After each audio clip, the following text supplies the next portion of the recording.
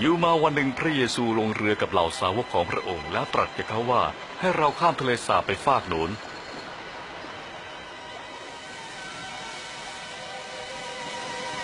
เมื่อกำลังแล่น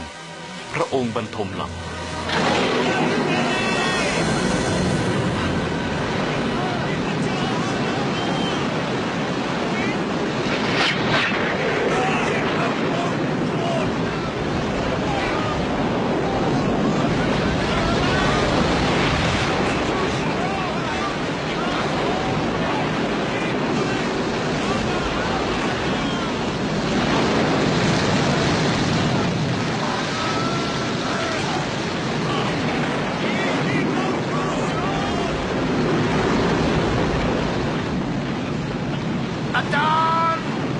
อาจารย์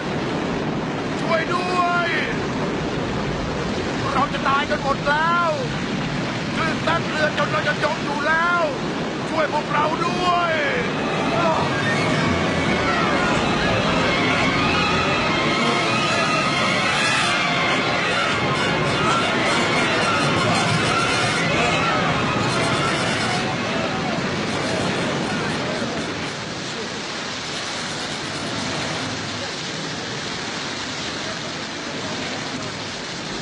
รอดตายแน่คราวนี้